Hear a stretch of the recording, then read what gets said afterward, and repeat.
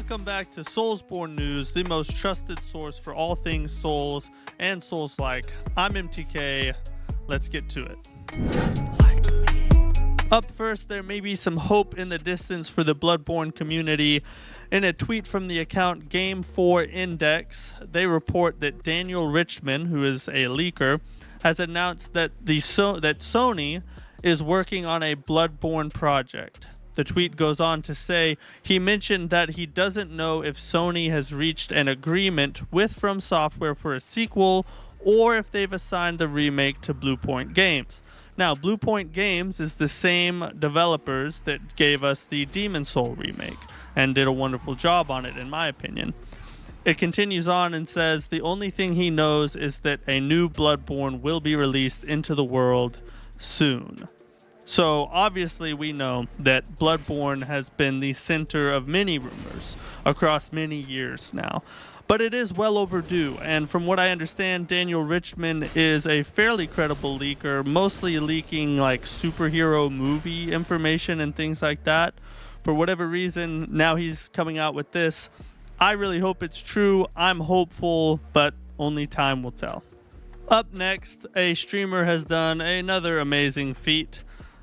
The streamer Scumnut has defeated the Elden Ring DLC on New Game Plus 1000. That's right, you heard me correctly. New Game Plus 1000.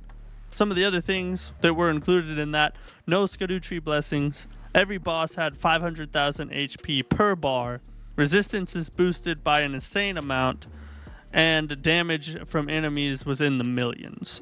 I mean, this is just absolutely insane. Where does it stop? Somebody's bound to get hurt. These streamers need to be careful or something. It's super impressive. Hats off to the guy.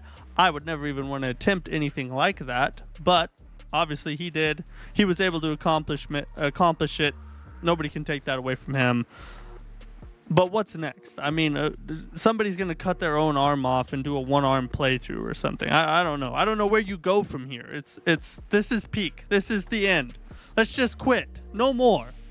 Up next, Miyazaki may be turning over a new leaf. In an article over on Games Radar, which is an older article, you can see here it was published over in June, but I haven't heard about it till now. I figure there's probably a bunch of people who are the same way. But the header reads, From Software's Hidetaka Miyazaki admits I went a little too far with Elden Ring's Poison Swamps. You think? A little further down in the article, in quotes, it reads this from Miyazaki. In terms of the poisonous swamp, I guess in the original Elden Ring, I went a little too far. So I'm trying to take some learnings from that. I assume this is as close to as an apology as we'll get from Miyazaki for the endless murdering and killing of sad Tarnished. But hey, I'll take what I can get. I think, honestly, I don't feel like the Elden Ring Poison Swamp was too bad. But I am glad that he's not trying to go further down that road in his future games, whatever those may be. A Dark Souls novel is currently set to be released on November 5th, 2024.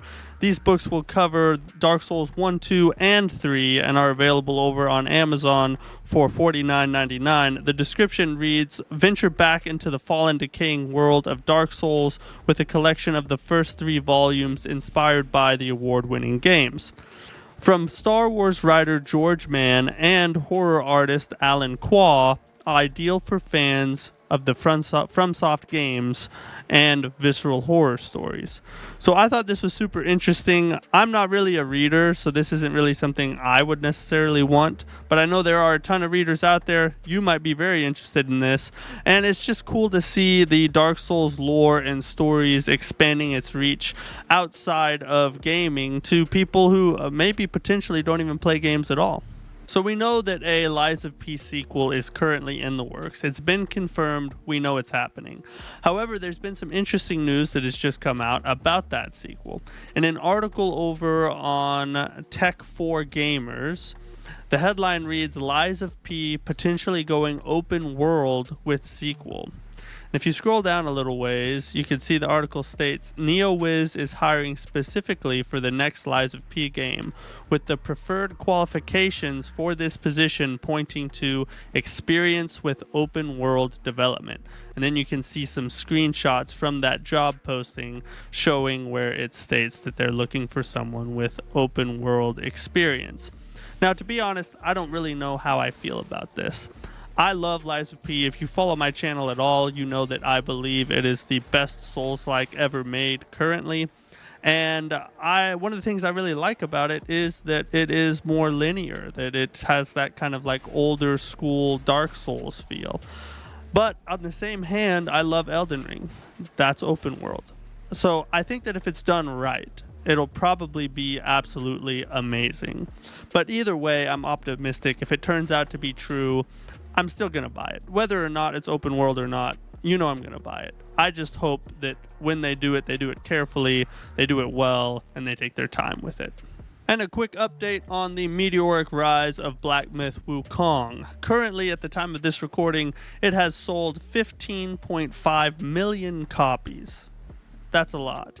And due to its crazy success, it helped to drive Steam to over 37 million concurrent players for the first time ever in the history of Steam. That's never happened before. So it's really cool to see a Souls-like bringing in these kind of numbers. It's an amazing game. If you haven't played it, you definitely should try it, and it could be the future game of the year. So those are all the stories that I wanted to go over with you guys today. If you enjoyed what you heard, please leave a like on this video and subscribe to the channel if you haven't already. Catch you on the next one. Peace.